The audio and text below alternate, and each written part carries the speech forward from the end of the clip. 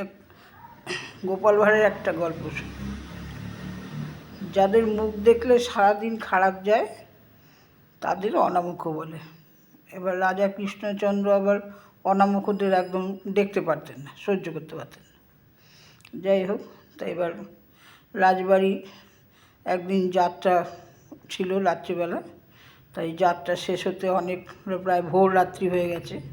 ওই জন্য গোপাল আর বাড়ি যেতে পারিনি, সেদিন অতিথিশালায় থেকে গেছে। এইবার পরদিন সকালে রাজামশাই ঘুম থেকে উঠে বাইরে বেরিয়ে অতিথিশালার দিকে চোখ গেছে। এবার দেখে ওদিকে গোপাল উঠে পড়েছে আর কি। প্রথমেই গোপালের মুখ দেখলো আর কি রাজা। তারপর দুপুরবেলা রাজামশাই যখন চান করতে যাচ্ছে, রাজামশাই হোঁচট খেয়ে পড়ে গেছে। পড়ে গিয়ে একটা দাঁত ভেঙে গেছে। তখন মনে মনে চিন্তা করলাম, আমি সকালবেলা উঠে কার মুখ দেখলাম। এবার মনে চিন্তা করার পর তখন মনে পড়েছে যে আমি তো আজকে সকালে উঠে গোপালের মুখ দেখেছি।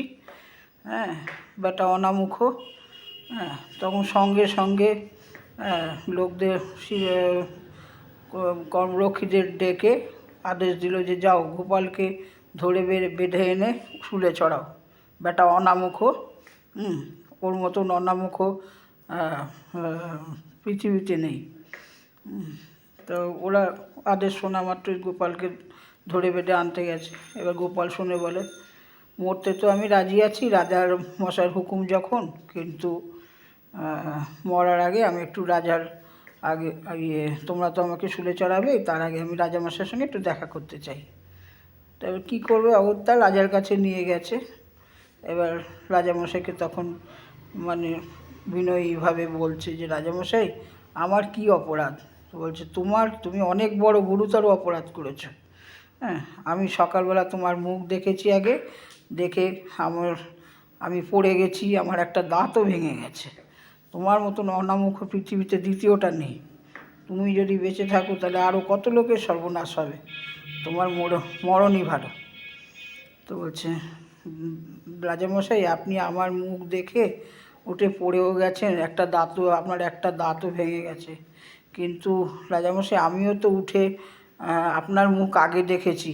দেখুন, আমার তো আজকে আপনি আমার তো শুলে চড়ে মানে মরণ হবে। তাহলে রাজামশাই আপনিই বিচার করুন, আপনি বিচক্ষণ মানুষ, আপনিই বিচার করুন, তাহলে আমাদের দুজনের মধ্যে কে বড় অনামুখ?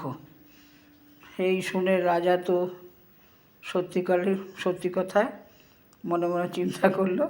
তখন রাজামশাই ওর মৃত্যুদণ্ড মকুব করে দিল। যদি ভালো লাগে প্লিজ কমেন্ট করে জানিও, লাইক দিয়ে দেখো, আর একটা সাবস্ক্রাইব করো।